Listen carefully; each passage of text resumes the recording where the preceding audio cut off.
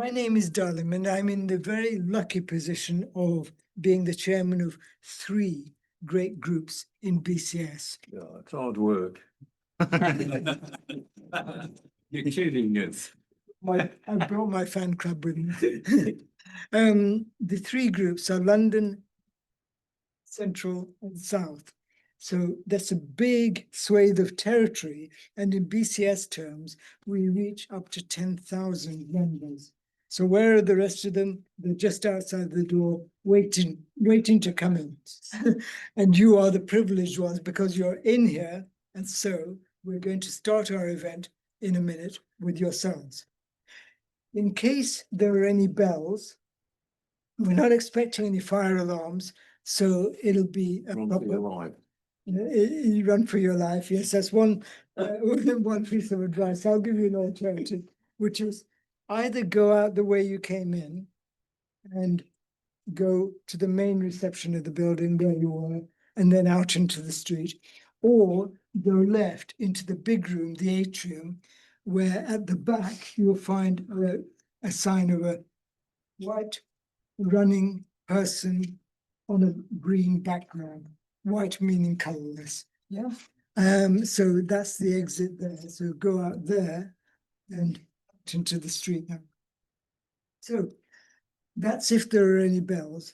If there are any other urgent needs of a more personal nature, go to the big plant, the tree in the pot down there, turn right, and the toilets, the bathrooms, the washrooms down there. Feel free to step out when you like, but try not to disturb everybody else in your row when you do. I hope you'll think of questions and ask them. This is very much a participation event, and the participants are you. So that's great. But we also have a great subject for you. Cybersecurity isn't just about building code, firewalls, and so on. It's about people, systems, and trust. All of those are important, and they will become ever more important as we head through this decade. So in this presentation, Barbara, our speaker, will explore the future of cybersecurity and its designs for everyone, not just the few. Well, from inclusive recruitment, building high-performance teams, and so on, we're in for a good overview, number of topics that Barbara will speak about. Barbara is Barbara Roberts. She's a founder and executive director, and her specialities are cybersecurity and identity and access management. She's got more than 25 years of technology experience and lots of I've got some greys coming on. And her particular area of speciality was IAM. IAM, what's that? Identity access management. Identity and access management. Great. She herself is a global cybersecurity leader known for driving transformation through innovation, inclusion, and collaboration. So we're going to have a good time in the networking of this formal talk as well. Barbara has held leadership roles in financial institutions, and she bridges the gap between the technology and the people and the business. She's an award-winning advocate for diversity and inclusion. She was recognized with the Women in Tech Award in 2022, and she brings a powerful lens of cultural change to every conversation. She's an FBCS, a fellow of the BCS, and a contributor to FinExtra, where she's written on topics such as the future of digital identity, 2022, and so on. She's also a leadership coach and school governor. If you're at school, she's the one who come and govern you. Mentoring the next generation and championing inclusive digital futures. She's currently writing a book on IAM, and remains an authoritative voice for shaping the future of IAM and cultural change in the field. I'm pleased to say that Bob has also joined us in the London branches and is currently a helper in the BCS London branches committee. So please join me in welcoming Barbara Roberts. Thank you, Darren, for those kind words and a warm welcome. Hello, everyone. Hello. Hello, all of you in the room, and for those of you joining us online. Hello, it's good to have you in my company today. Today we will be exploring inclusion, resilience, and human-centered cybersecurity. I think it's really important that you consider cybersecurity, as Darren said, is not just a concept. It's about building better systems, inclusive systems, building stronger teams, and obtaining safer outcomes. So before we dive deep, I've got a question for all of you. Darren did say it was going to be interactive, and it will be interactive, so I do have a question for all of you. Next slide. So, one word, I would like you to describe your own personal relationship with technology. So think about it for about a minute or so with your help or the person next to you. And those online, I'd like you to participate as well. So if you can think about it and put your words, one word only, in the chat. So those in the room, when you're ready, we can go through them. And for those online, if you can put it in the chat, Frankie would read them out. Thank you, Frankie, for doing that. So in the room, what is your relationship? Learning, good, thank you. Interesting. Interesting. So we've got learning, interesting. Evolving, Enabler.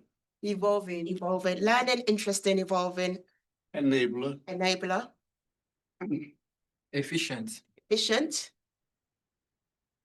Innovative. innovative, yeah, Dependent. dependent, Income. sorry, Income. income. Okay, Overwhelming. I like that. Sorry, Overwhelming. overwhelming. Okay, that's an interesting one. So far we've had all the We have quite a few answers on. we have quite a few. Okay, that's good. Let's get them all in. So if should we finish in the room and then go online? Is that okay? Okay. Stave off at Alzheimer's. Sorry. Off dementia and Alzheimer's. Okay. We're getting some interesting ones here today. Yeah. Okay. I think maybe we can elaborate a bit more on that, but yeah. Reliable. Reliable. Okay. Anyone else? Consulting. Consulting. Okay. Anyone else in the room? management, Sorry. management, Management. Okay. Transactional. Factional. Transactional. Okay. Frustrating. Frustrating. Okay. Not overwhelming, frustrating, and other really positive ones. Frankie, can we go online? Sorry, we couldn't find Frankie. We've got Diana instead. Did I say Frankie? Sorry. It's all good. Sorry, Diane. I have quite a few answers online, so I'll just go through them. Okay. Love, estranged, inquisitive, hate, passionate, love, hate as well. Visionary, user, passionate again, embedded but not trusted blindly. Challenging, constant risk and exposure analysis. Yeah. Convenient, estranged, progressive, evolving, and secure. Okay. Interesting. So it's really interesting responses, and thank you all for participating in that. As we can see, we have had some positive, mostly positive, but we have also had some negative ones as well, and some neutral in the middle as well. But this all goes to show that with all these answers that we're getting, that when it comes to technology, there are reflections that we need to think about from an emotional side, from a functional side, from a relationship side, from a monetary side, and also from a side that we may not actually think of in relation to inclusion. Are we making sure that technology is being inclusive in terms of what we're doing? How do we ensure that technology makes us feel empowered, not overwhelmed? overwhelming negative thoughts when it comes to technology needs to be addressed. How can we ensure that we're building systems that are not just for confident tech savvy people, but also building it for others who may have been left behind because the technology hasn't been designed for them, or because for one reason or the other, they are overwhelmed or they don't have the same knowledge when it comes to using technology. And I know you mentioned, you mentioned Alzheimer's and something else in terms of how that feels. And I think when we go into the Q&A, I'd like to dive into that as well, because I think that that's an interesting lens in relation to technology and what that means for people who perhaps maybe have some medical conditions, etc., that requires. Well, a lot of old pensioners need help with computing, and it does help their brain, I think, if we get into it. Thank you for your contributions there. So I mentioned inclusion. Being inclusive in technology is so important. Being inclusive in our day-to-day activities when it comes to technology is so important, and it matters a lot. Why does it matter? Technology shapes who we are. It shapes what we do. It ensures that everyone is protected. So from your workplace, internet banking, or your computers at home, your smartphones, etc. It also ensures that we are not just looking at technology from an ethical perspective, but we have resilience and effective technology. That is so important because it also ensures the safety of people, making sure that when we pick up our phones or our computers and we're using our technology, that we can feel safe and we can feel protected. We can only feel safe and protected when it's inclusive for everyone who uses technology, not just for those who work in the corporate world or for those who perhaps know their way around technology.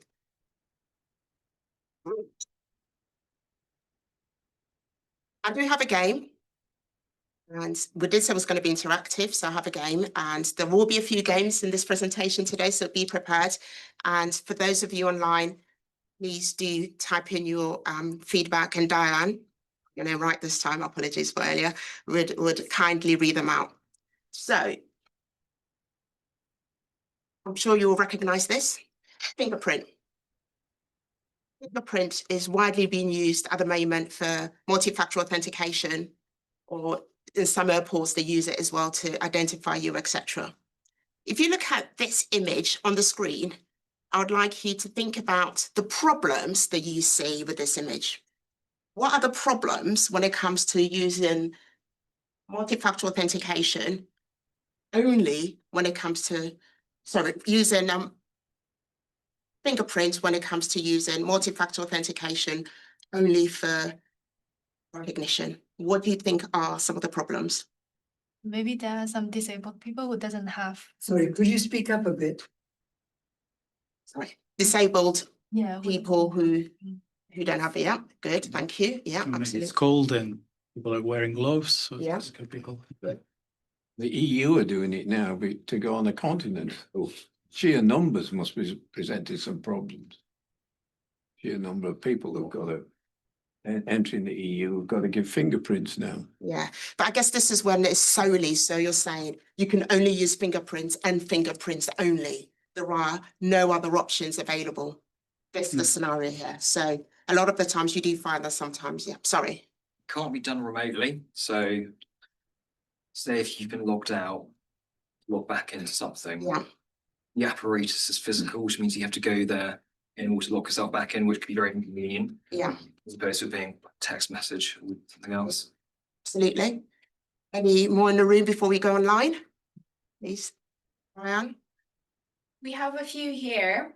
We'll talk about identity exposure, accuracy, people that have disabilities, so kind of the same idea of people who have lost a hand, people who lost their fingerprints due to work. The fact that not all people have readable fingerprints, Yeah. once again, the idea of fingerprint damage, inability to use, the fact that it is not inclusive as not everyone can use it.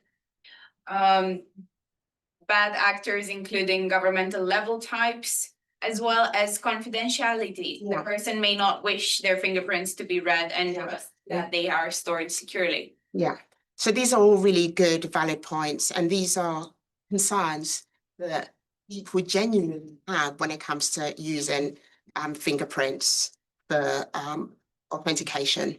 Yes, it's deemed as one of the secure mechanisms, but there are barriers and reasons why people wouldn't use that. So when it comes to this, then what are some of the impacts?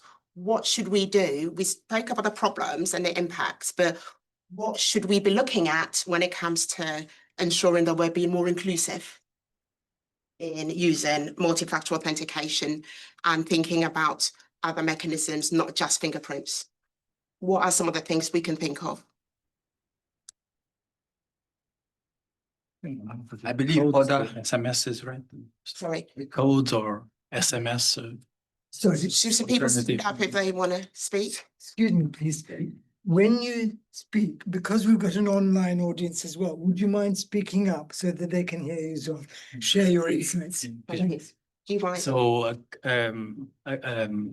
code generating app or an SMS is the typical. Having a code generating app as an alternative to solely using fingerprints. Yeah, Good. it could also be a card reader, right? You have a secure card. Thank you. Yeah, other options including text messaging or probably a code sent to your email so that you can now log in here. Thank you. I'm not really answering the question here, but I think it's quite challenging that so much multi-factor authentication relies on a secondary bit of apparatus, which is usually a mobile phone. And lots of developing countries, that's not a guarantee. So I think in India, I think 60% of the population have a smartphone now. So if you don't have a smartphone, you won't have that access. So I think in terms of like inclusivity and diversity, it's just makes things a bit more difficult. It does, absolutely. And also it's about affordability. You mentioned that, and just taking that into consideration that not everyone has smartphones. Even in the UK, not everyone have. I mean, I'm not sure, even in this room, we will probably find some of us with non-smartphone users. So absolutely, I think these are really key. Diane, do we have anything online? Yes.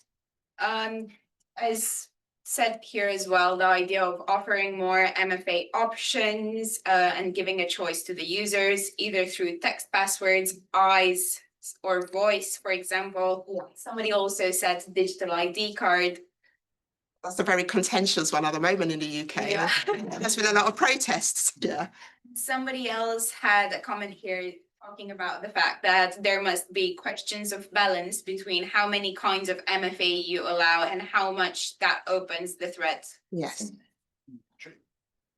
Now, this is really true. And this is why when it comes to inclusivity, it's really important that we think about all of these things from a broader perspective. And that's why I'm having these interactive sessions, because it doesn't help when you have one person or a team of people in one room making decisions that affect a wide user base when that conversation doesn't really happen. So I think these are really key, important considerations. I do have another one here. So this is where an organization may say, our security training is only available in English. So if you don't speak English, tough. Straight away, what are the problems that you foresee with this?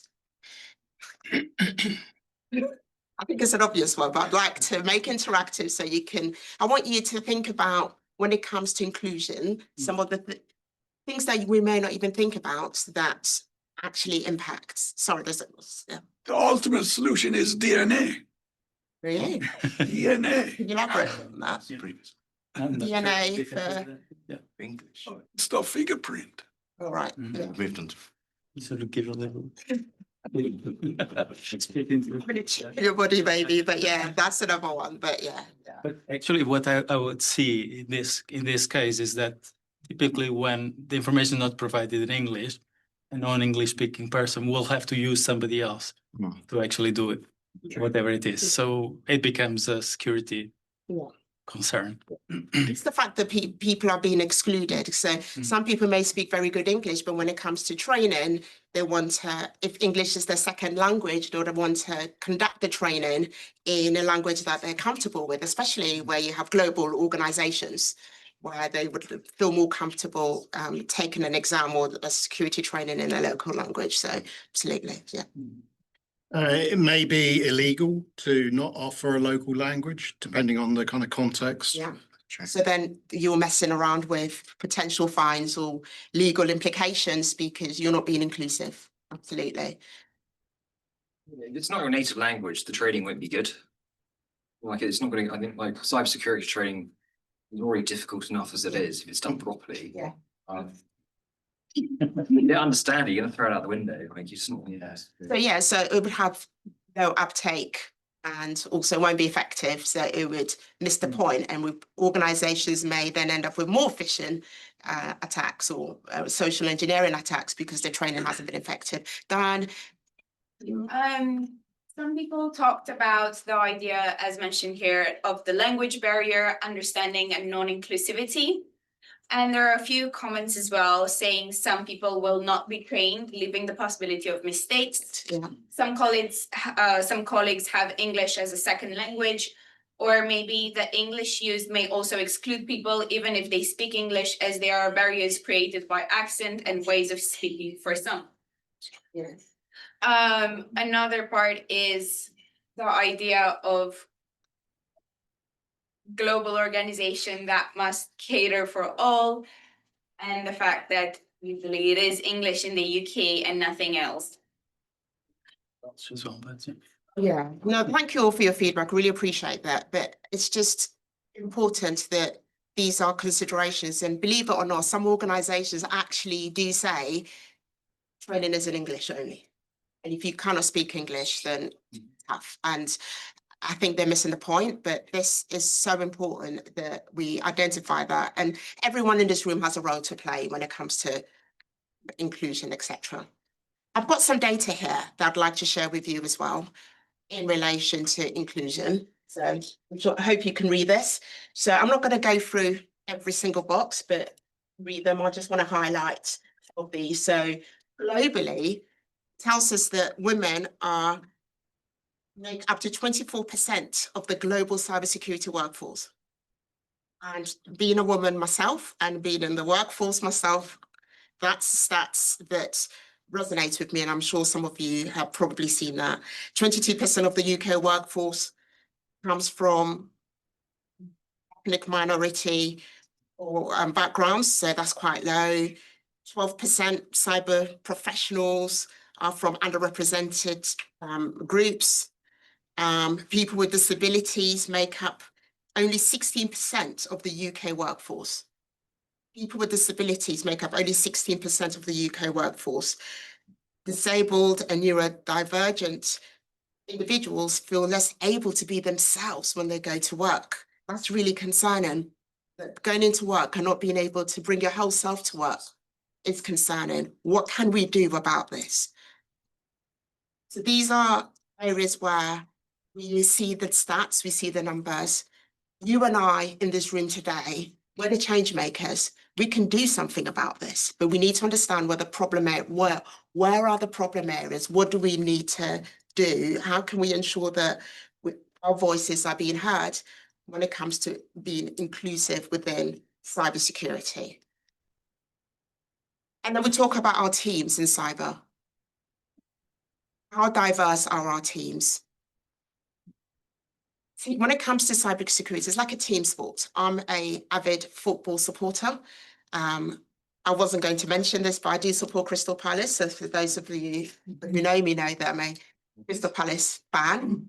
And when you look at football, you see all the football players from different cultures, different backgrounds, different nationalities, all sorts of different people are playing football. They're on the pitch, but when they're on the pitch, they're playing united. They're playing together to win the game. That's their sole goal and that's their aim. When it comes to cybersecurity, we need to think about team sports, not just football. It could be tennis, It could be any team sport, but we need to ensure that we're playing together to win. When we have teams who come from diverse backgrounds, diverse in thinking, lived experiences, they are better equipped to anticipate risks and respond creatively. When we build systems, when we build teams, and we don't look at these teams from a diverse perspective, we do actually see problems. We need to ensure that we're designing our systems to be inclusive. And we need to also ensure that when we build systems based on data that isn't biased and is not discriminatory. And you do find that in some instances where there's been a reliance on AI, there's been some instances where the AI or the facial recognition has wrongly identified people because the sample of testing that they did for that particular system wasn't from a diverse or inclusive background. So I think it's important that when it comes to our own teams, we think about team sports and making them more inclusive in any way that we can. Non-inclusivity also brings risks. It brings risks in the workforce and it brings risks to the organization in a way that perhaps could be avoided if we had that diversity of thoughts within our teams. I've got a couple more games when it comes to biases. So this one here, there's two on the screen, and I'm going to be quick because I'm also conscious of time as well. But the first one, imagine you're working in an organization or you're working in a team and your team manager says, this team meet at 7 a.m. daily. That's when we have our team meetings, at 7 a.m. every day. What do you foresee with the problems with that? If you're working in an organization and the team meets at 7 a.m. every day. A lot of people won't turn up.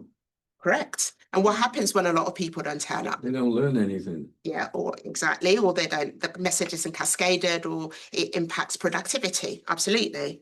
Maybe there are team members from different time zones. Yeah.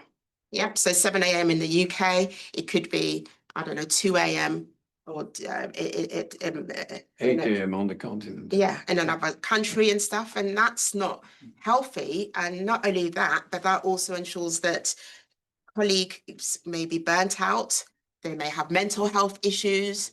They may end up with other ill-related health. There's so many different issues. And so how do we overcome that? Maybe we go online. How do we overcome that in relation to ensuring that when we are working in teams, we're inclusive when it comes to time zones? Because that's a common one, especially when you work for a global company. Anything online? Choose team. Sorry? Replies to the question. Choose team. Sorry, Diane. Excuse me. Sorry. I was saying that until now, they replied to your first Okay. idea of bias, talking about the social exclusion, that not everyone wants to be after hours because they want to be home, school drop off may be excluded as well, and time may not be possible because of other care responsibilities. Yeah.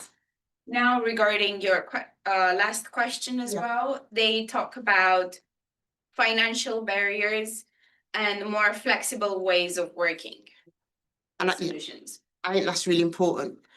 A manager may think, well, they won't even think about maybe the fact that there are caregivers, the parents, drop-offs, and different time zones, so on and so forth. So that's so important when it comes to making sure that we're inclusive. Sorry, you were going to say something. If you have a hybrid team, some people will turn up 7 o'clock at work, the others will continue to participate online. When you have a hybrid team, yes. Yeah. So what you do is record it, and then the people who can't make it can watch it later. Half the university lectures now are online. It saves the students traveling into the uni, and they can watch it 24/7 and watch it several times, which is good in a difficult topic. They can watch it several times. Yeah. Whereas if you miss a lecture, a live one, that's it, you lost. Yeah. We didn't understand it. Yeah. So you've actually, that was going to come onto that question to say, what can we do to be more inclusive? So you mentioned recording, and I think it took COVID to teach us that we need to be more inclusive in terms of recording and having online sessions. Absolutely. Also that about English only, fair enough, but you think of all the languages there are, particularly in Britain and in London, there's no way you're going to get staff, or it would pay to get staff who can speak all those languages to train people. Yeah. What tends to happen where I've seen it work effectively is that the training is translated into different languages. And so for those who are comfortable taking the training in a local, in a language that they're comfortable with, they can do that because it's available in that. So I've seen that work better as well. And what I've also seen work better is arranging meetings in a mutually convenient time zone to ensure that those in a different time zone don't feel left out or are missing out on the message. And the next one is about mentoring. So organizations where it may not be stated, but it's practiced, where junior staff are mentored through informal after hours meetups in the pub. After hours in the pub. Yeah, after hours in the pub. Those two don't work very well. Yeah. For certain people. Yeah. Why would it work very well for certain people? Because some of them might say, I don't want to go to the pub. Yeah. I'd rather be in the somewhere else, and people say after hours, not They really. might be Muslims, they don't go to pubs. Yeah. This is Yeah. exclusion. So straight away, we're excluding those who may not feel comfortable in the pub, who may not want to go to the pub, and we're not then building an inclusive environment when it comes to mentoring the next generation. And so that's a problem that we need to address. So you had a question. Yeah. Response. So at the pub, I doubt the efficiency of the mentor. That was the effect. Depends how many drinks they've had. Yeah. Yeah. Just say, I mean, sometimes it can be good to have the pub as an option, but then have other options and vary, because in order to establish a good mentoring relationship, you do need to have different types of settings, right? So to Yeah. facilitate Absolutely. people. Diane, do we have any feedback from our colleagues or participants online, please? Yes, they mentioned the fact that a good moment to meet up online, for example, would be early evening, as it takes into account the time zones. Another person talked about how recording is great. Other people said that social exclusion should be considered on certain topics only, like team sports. Security training in UK should be one of them as well. This is why I stopped working for US companies. We are expected to jump on calls at 8 p.m. at night after working 9 to 5 in the UK. Sometimes I was expected to join at 11 p.m. GMT, for example, as well. So talking about the inclusivity in the workplace. Another person said they ought to be more forthcoming about expectations when they advertise such roles. And another person talking about the pub mentoring talked about the fact that as a Muslim, I have been to pubs for after work gatherings, not a major problem, but appropriate for mentoring, ? I don't think so. Yes. And Eric said, not be one of them.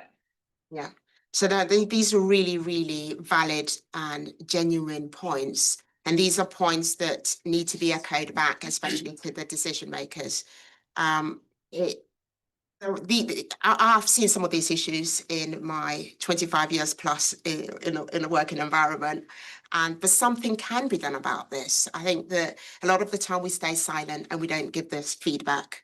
I think it's important that we share some of these concerns and not just bring the problems to the table, but bring some of the solutions in terms of how can we make sure that we change this culture? How can we ensure that things change for the better by bringing some solutions to some of these challenges that we see on a daily basis? And this is all about being inclusive in the workplace.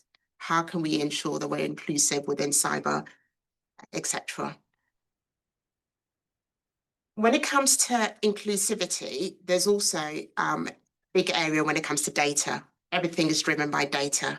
So we talk about AI is driven by data. Data drives decisions. Data drives a lot of what we see in technology today. Some of the challenges then when it comes to inclusivity is some of the data sets are not representative of what it is that we're trying to achieve. We also see that sometimes the profiles linked to systems are varied. So a profile linked to a system in one country may work for that country, but when it's transported to the UK, it may not be ideal or it may not be recommended.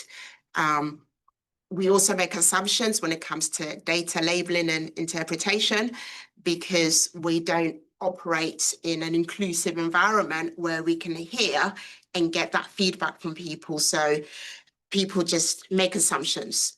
I remember once in my 25 years, I was speaking to my boss and I spoke to my boss about an opportunity that came up in a different country that meant they'll relocate to that country. And he said, "Oh, Barbara, that's interesting you said that. There was an opportunity that came up a couple of weeks ago, but I didn't consider you because I know you had kids." So straight away, I was ruled out for an opportunity because my boss thought he was doing me a favor because I had kids. And again, when we're being inclusive, we shouldn't make assumptions on behalf of people. We need to speak with them, understand what it is that drives them, what are the challenges that they're seeing, and also ensuring that data is representative of what it is that we're trying to achieve. Were you going to leave your kids then or take them?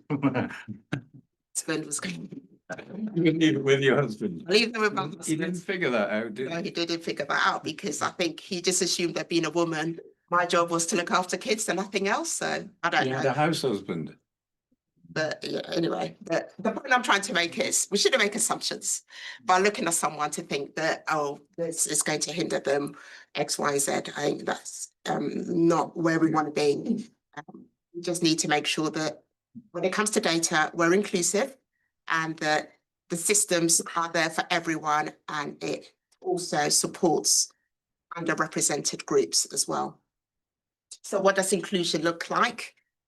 But when it comes to inclusion, it's about making sure that the security tools and data that I mentioned and all the features are accessible to everyone. We need to make sure that we have very clear language when it comes to our policies, not ambiguous language where people find it very hard to understand or interpret. We need to ensure that when it comes to authentication, we have flexible options. We need to ensure that the cybersecurity tools reduce errors. How does it reduce errors? It reduces errors by ensuring that we are inclusive and we've done our research before we roll out some of these tools and systems for use. When it comes to accessibility, it's not just about compliance.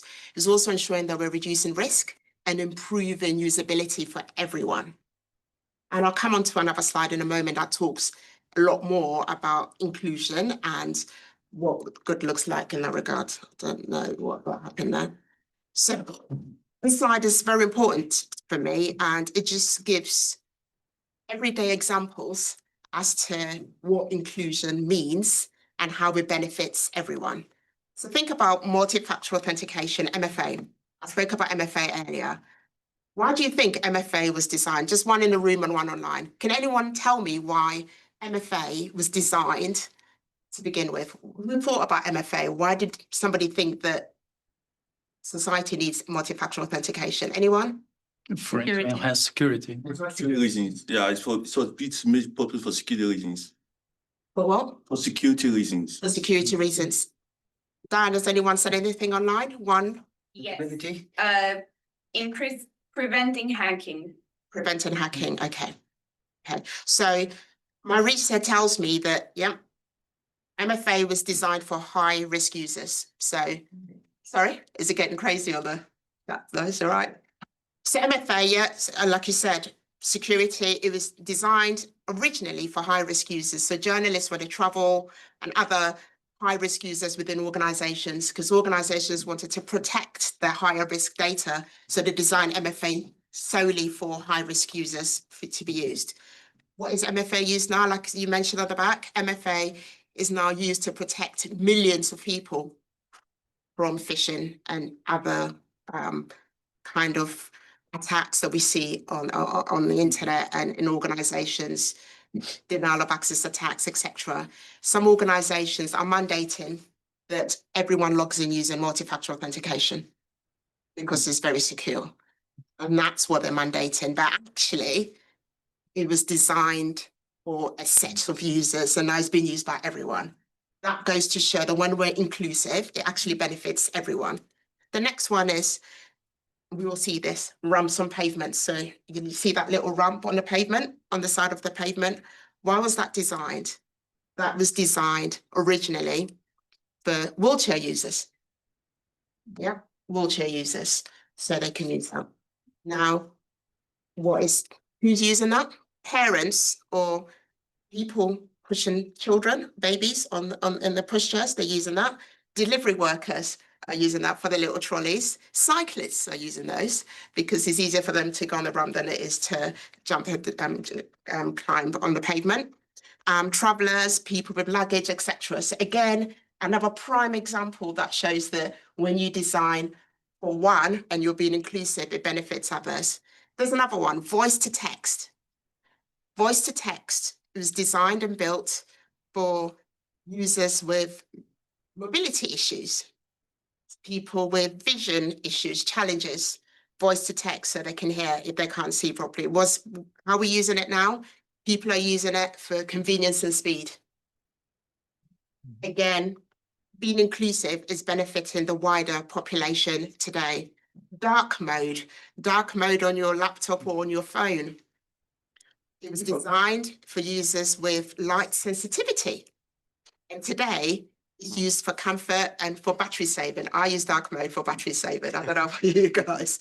But again, it shows that being inclusive actually has benefits and others use it as well. Password manager. Great. I have a very interesting question here. Somebody asked if you have a voice to text, for example, can we be more prone to phishing? Voice phishing. So that's an interesting one. And there are different schools of thought when it comes to that. I know that a lot more research needs to go into it because with the rise of AI and deep fakes, etc., people would record your voice and try and mimic and use your voice. But that's why you need not rely on just voice only. You need to rely on voice plus something else. Because that way you think about who you are, what you have, and etc. But it's that multi-factor authentication piece as well. So I wouldn't personally recommend using voice to text only. I would say that use that with an additional factor to make you to ensure a more robust security. Thanks for the question. Password manager. The password manager was created for users with memory or cognitive challenges. Now, today, password manager is being used widely. I know you'll laugh and you'll giggle at that. Yeah, because people are writing passwords on Notepad and sheets and different tools. And so it's now seen as essential across most platforms and most organizations. It becomes a bit more important to have MFA, I think. I was arguing, yeah. Yeah, absolutely. Because when you have MFA, you wouldn't need passwords. Now, a lot of organizations, good point, are using passwordless and where they're not relying on passwords. But there are some instances that you still need a password, but being able to store it somewhere as well is so important and key to secure data. A couple of games and free games. When it comes to biases, not being inclusive, we see that in hiring, recruitment processes. So you may see a job advert where it says the candidate must have CISSP. I've translated it on there just in case not everyone knew what CISSP is. It's a very expensive course, certification. if you're not, if you're self-funding, it is very expensive. So straight away, people who cannot afford it are being left out. They're not being inclusive because we're not looking at some of the skills that perhaps they may have. Emphasizing on an expensive certification, which is very costly, would exclude capable candidates. What about the next one? We require 10 years plus cybersecurity experience. Can anyone in the room tell me straight away what the bias is that they can think of? Ageism, right? Sorry? Ageism. Ageism, yeah. Yeah. Anyone else? I need 10 years experience, How many couple of years? years if it's up to date. What you did 9 or 10 years ago probably is not too relevant now. Yeah, that's a good point. Mhm. It's also exhausting for interns, you know, because they need to get at least maybe a little experience. Yeah. So Yeah. Yeah, interns or someone switching careers, moving into different career as well, because they may have all the skills and ability to do the job, but the tenure straight away eliminates them. Anyone in the online, Diane, please? Yes, they talked about the fact that you should better be prepared as well to pay 10 times the salary first and foremost. But a lot of people talked about how once you discuss this, it doesn't necessarily mean that you have the experience necessarily, or it doesn't mean you have better know-how just because you have 10 years of experience. And if you're able to demonstrate a skill, what is it the issue things that might be needed to do for the work itself? Might not necessarily need the 10 years behind. Yeah, no, very good points, thank you. And very valid as well. I don't know if anyone has any thoughts on what's been shared with our participants online, but these are very valid points that we need to absolutely take into consideration. And it comes back to what we see on job adverts, because the job adverts are still saying some of these things, and it excludes certain individuals, and we just need to address them. And you know, it doesn't necessarily mean that somebody with 10 years plus can do the job better than somebody with less years plus, etc. So that's all valid points. Sorry, you at the back, please. Okay, so I want to talk about you know, that they have to go beyond being in cybersecurity, because you could have an IT expert who have been in the field for more than 2 decades. You know, he's been a software developer, networking, you know, literally all areas in IT, and you are saying 10 years experience. So I'm saying that you know, you're going to limit someone with so much talent coming to the system to help the organization. Yeah, no, straight away. Yeah, absolutely. And these are some of the biases that we see today. And that's why we just need to make sure that we are being inclusive. And then the last one in here, universities. We only hire from top tier universities. Straight away, those who didn't go to a top tier university are excluded. Thoughts on that? Discrimination. Sorry? Discrimination. Yeah. Discriminations also, you have people who have worked very hard from none of the 10 top universities. They've worked very hard, some have done certification courses, they've done researches, and they're not for 10 universities. So this kind of criteria is going to disqualify them. Yeah. Well, I've taught at 10 different unis, be it part-time, and students do vary, and they specialize maybe in Chinese students, Indian students, American, and they're all got different views and different abilities, but the London University colleges, the students are definitely better than the new universities, I've told me. So they've got better A levels. They've got better A levels and come from better schools. Doesn't mean they're better people. Yeah, maybe at the network, and I'd like to understand your rationale in terms of that. Yeah. I mean, the point I would also, sorry. So in cybersecurity, the best skill set of people are not those that went to universities, are those who sat down, you know, do research, practice a lot of stuff, you know. So based on that, you could execute a lot of stuff. But saying for universities, I mean, basically they are known for more of theories, not practicals. These statements here are all filtering functions for hiring managers. And if I've advertised roles from MD level roles all the way down to grad. So the biggest challenge here is it's a filtering function. So how do you filter? Because if I advertise a job, there'll be 2,000 applications coming through. So to be honest, the hiring managers don't put a lot of this stuff in there. They won't see the first, they'll only see 10% coming through. Yeah. So what would your filtering questions be then to filter through? Because I cannot see everybody. And if if I'm spending 20 hours a week interviewing, it's a huge time commitment. Yeah.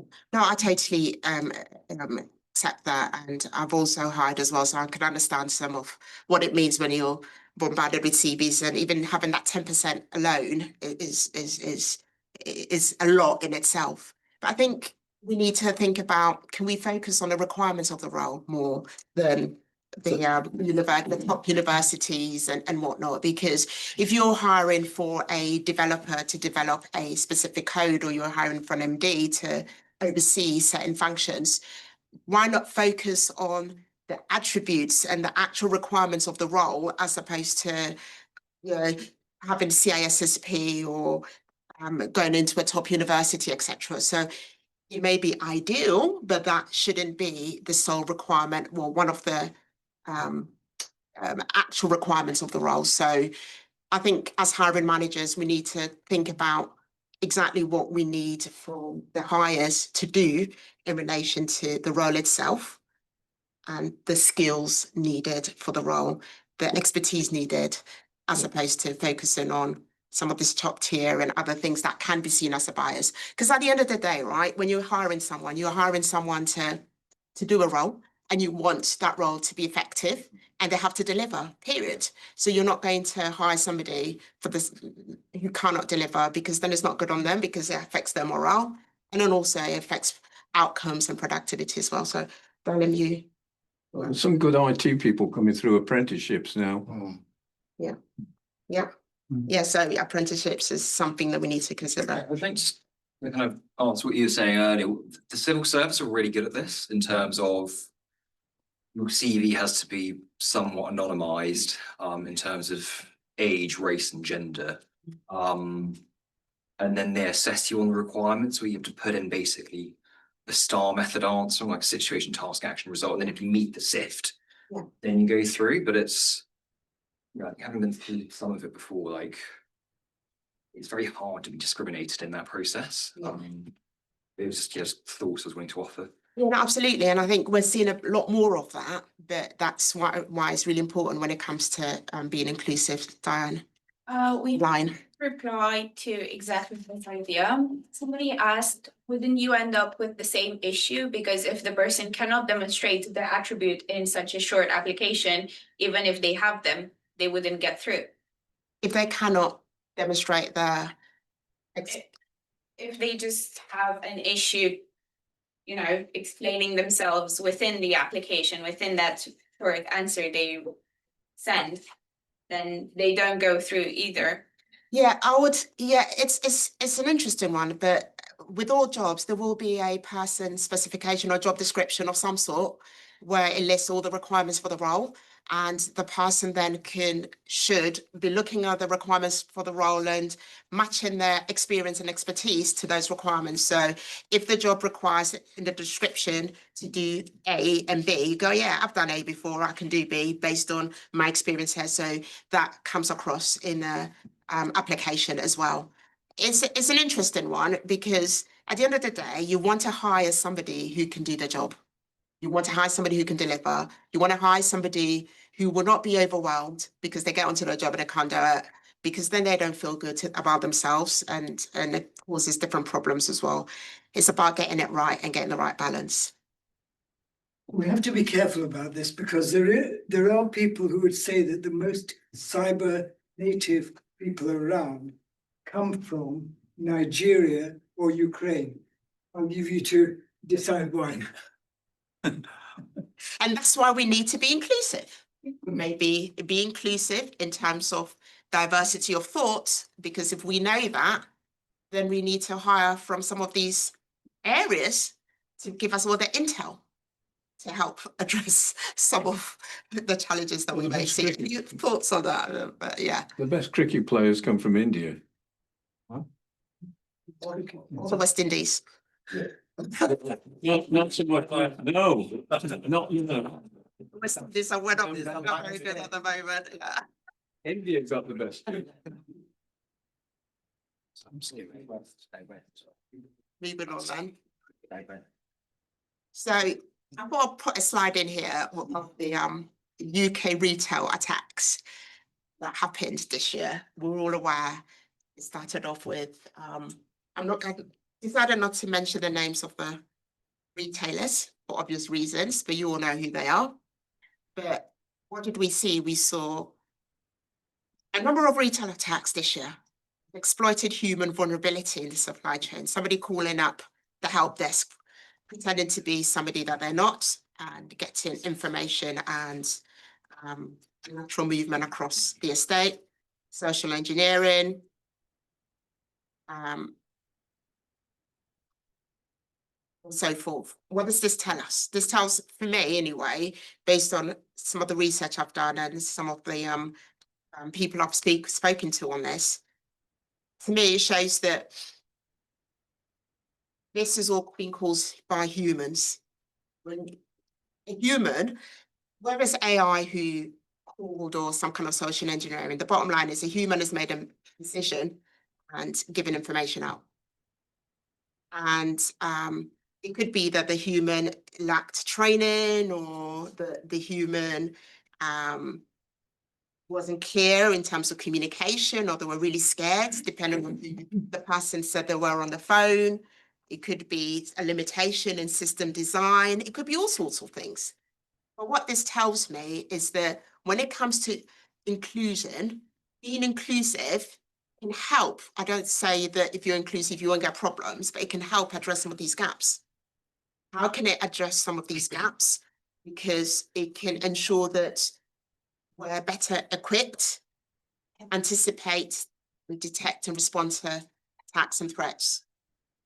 This is an interesting one. And I said it's interesting because these attacks have ended up costing a taxpayer, as well as some retailers still trying to recover from this as well. But again, being inclusive, I think, can help address that. If it means that we hire people from certain countries that where we're seeing these attacks coming from, you can give us some intel, or can work in some of these threat detection teams, that may be something that we consider as well. But we need to think broadly and think out of the box when it comes to working with the sources of these attackers and being inclusive in that regard. Any feedback on that? No, in the room? I mean, I think the attacks that hit this year were systemic failures. You know, there was the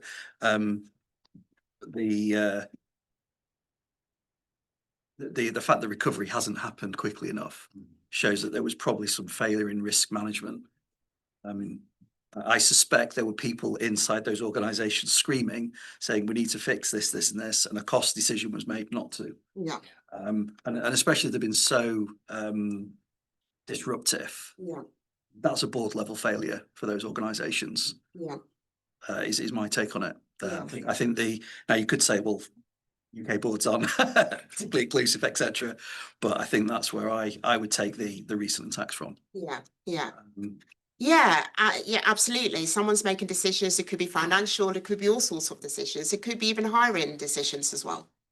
And it's one of those that continues to happen. When we first had the first retail attack, I thought, oh, great. Oh gosh, it's a problem, but it's only that organization, that retailer, few, it could have been worse. And then others came on and others came on. You think, well, when is this going to stop? When is this going to stop? But I think it comes down to prioritization as well. And you mentioned like board level decisions, financial decisions, prioritization, cheap labor, well, maybe not cheap, but offshore into certain locations because it's cheaper and not thinking about the supply chain and what that means, etc. So I think there's been a lot of lessons learned with these attacks, and there are lessons learned that I'm sure organizations are working on as we speak. But again, I still strongly believe that perhaps if the board members were, I don't know, some of the boards probably need to be more inclusive when it comes to some of this, and it's, the voices at the table is what drives some of these decisions. But if you've just got a limited voice based on people who are the same, then you'll get the same results. But if you have a varied decision-making board, then you'd have aspects. It's like us discussing in a room. We're all varied and we're all being inclusive in terms of the discussions. And I'm learning from you guys today, and I'm sure you're also learning from each other, but that's how it works. And that's what we need to do more of as well. Okay. There's a question online asking, is there more governments and large tech companies can do to protect vulnerable and general public from exploitative cold callers / cyber criminals? Good. Is there a way to harness diversity to help them do that? Yeah, I think a lot more can be done. I look at some of the vulnerable people in my neighborhood where I live, and some of them have been victims of phishing attacks or victims of fraud in their bank accounts, etc. I think technology is moving very fast, and there's a huge dependency on technology, even when it comes to booking an appointment with the doctors, for example.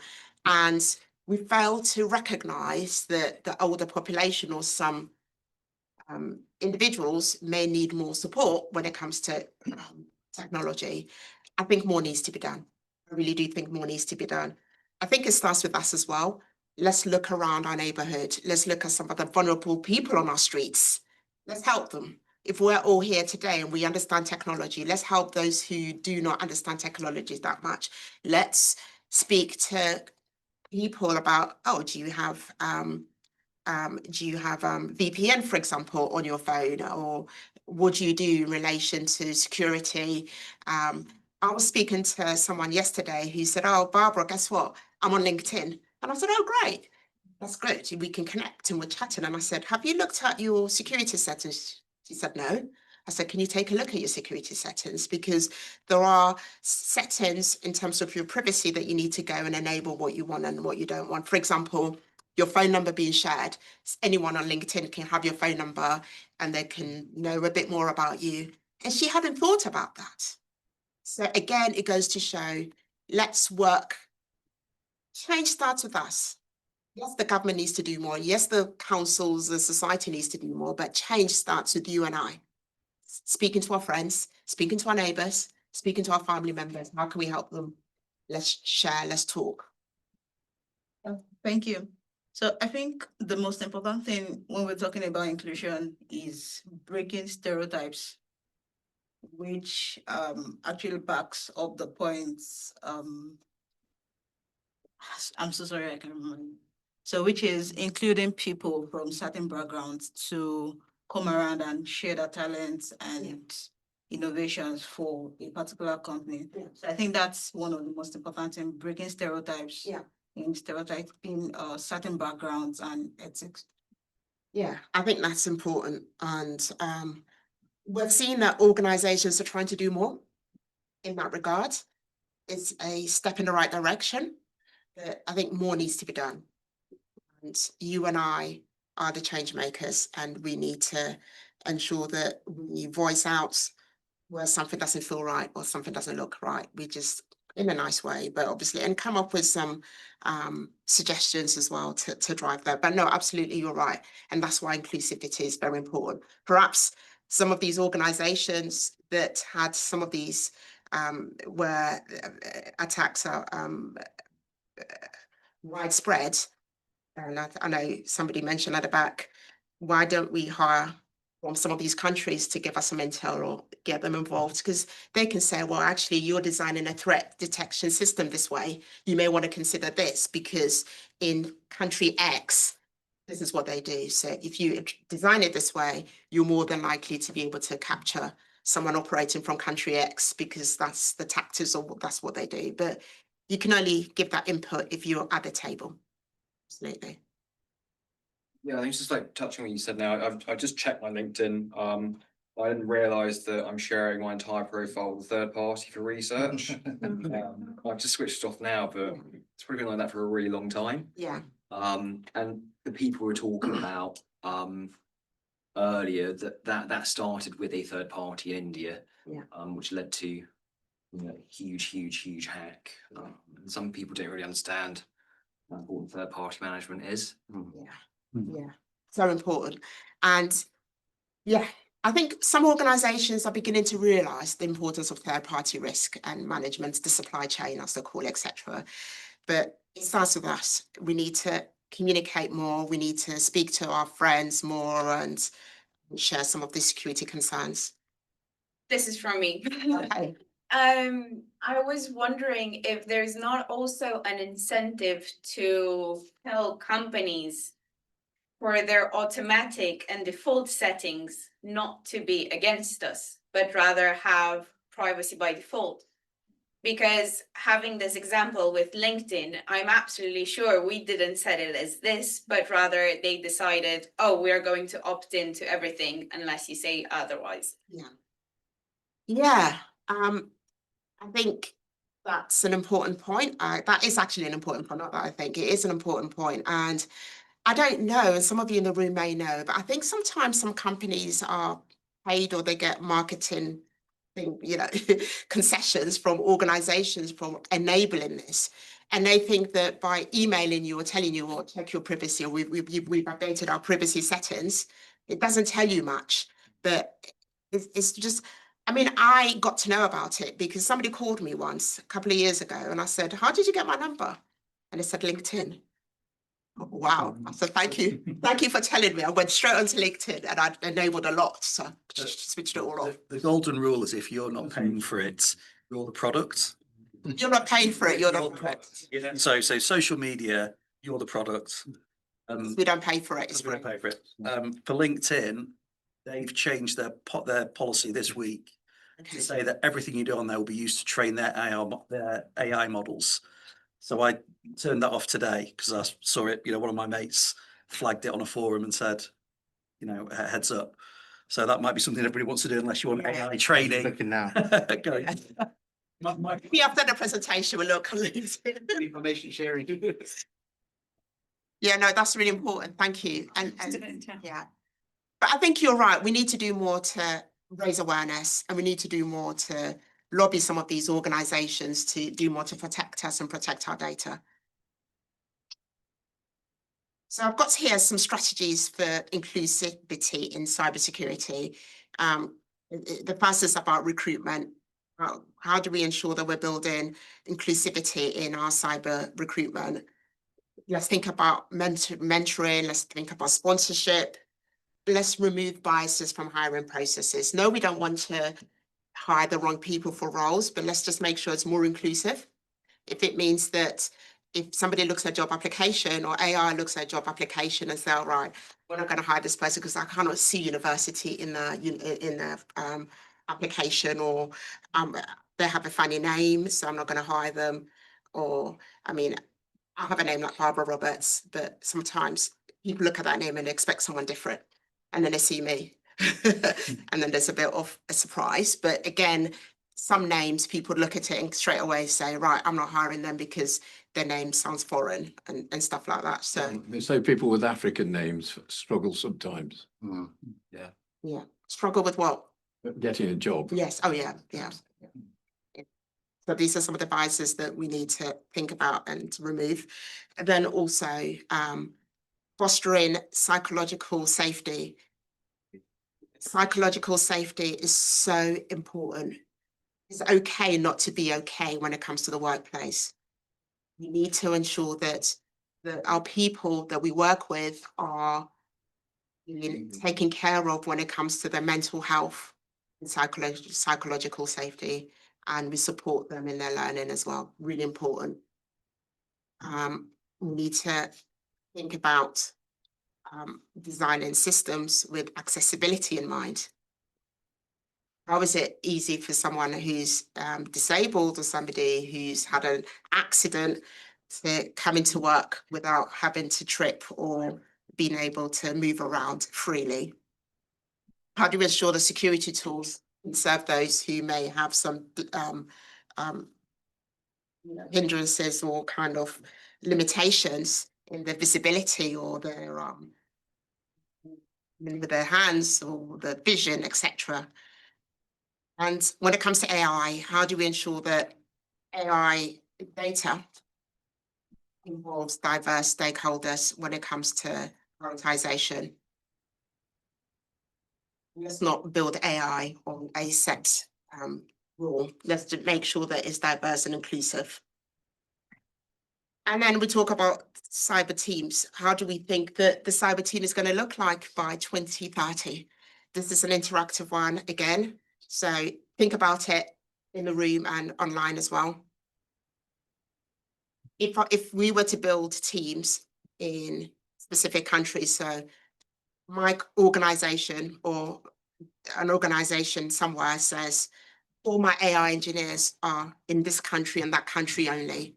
How can we ensure that we're being inclusive?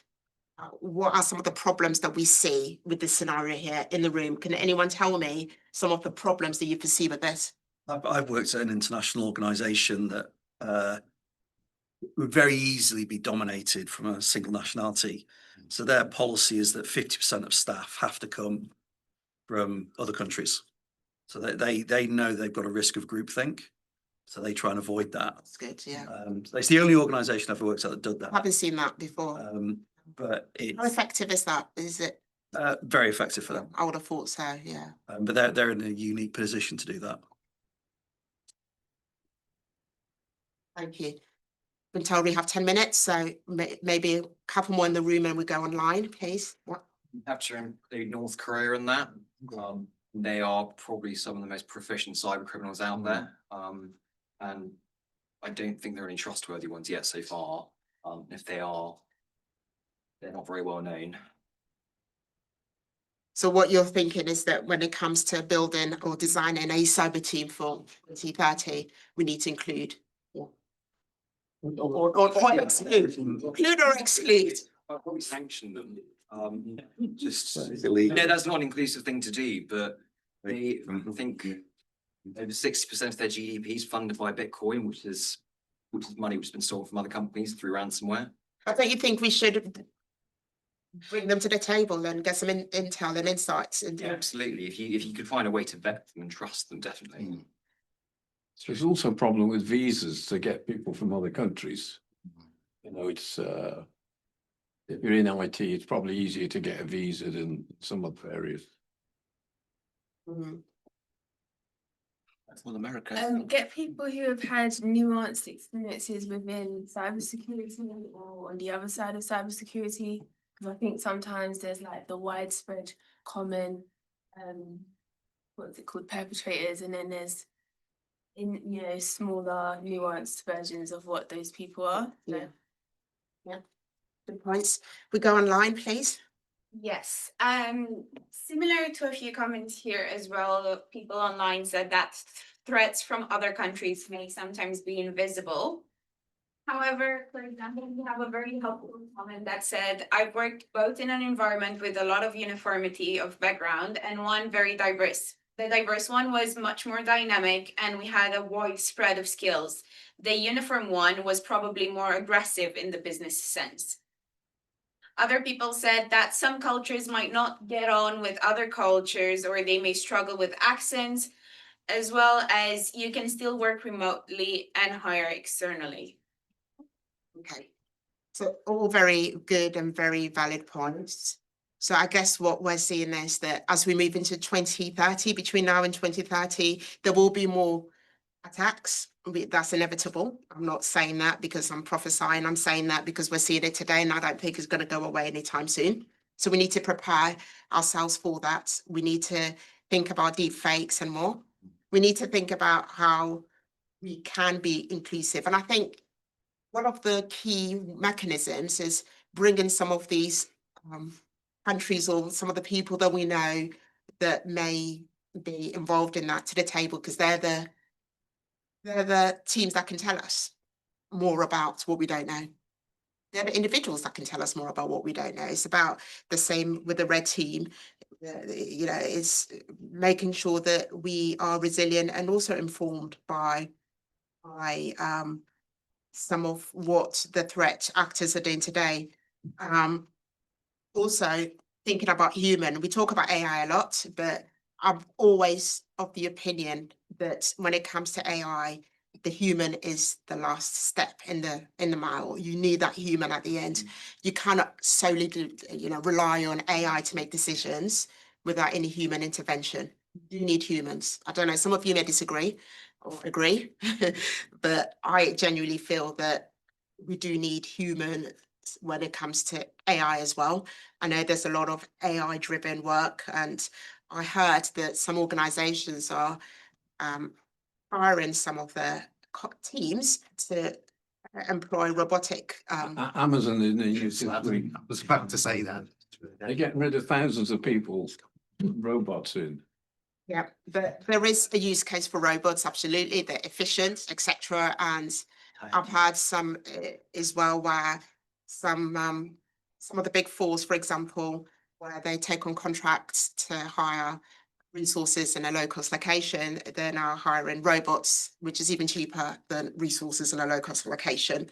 But you do need a human. So even if Amazon uses robots to make decisions and put stuff in packets, that's easy, I guess, putting something in a box. But there are certain decisions when it comes to medical, for example, you wouldn't want an AI to make a decision that you need an operation, a major operation, and no human intervention at the end, and then going through that surgery and finding out that actually something could have been done better, so, or differently. So again, we're going to see new attacks. We're going to see new threats. We need to be prepared. We need to think about building an inclusive defense to protect us from that. And then just before my last slide, because time is up for me, I think it's important that we think about human-centered resilience, and also everyone has a role to play when it comes to being inclusive. Security is key. Security is imperative. Security is not just a technical problem, it's a human one too. So in closing, you'll be pleased to know we've got drinks and food now, but in closing, I want you to think about and reflect on the future of cybersecurity. It's not just technical, it is ethical, inclusive, and human. If there's one thing that you want to take away today from today's talk, I want you to think about starting small. It doesn't need to be big. Having steps, being intentional when it comes to being inclusive.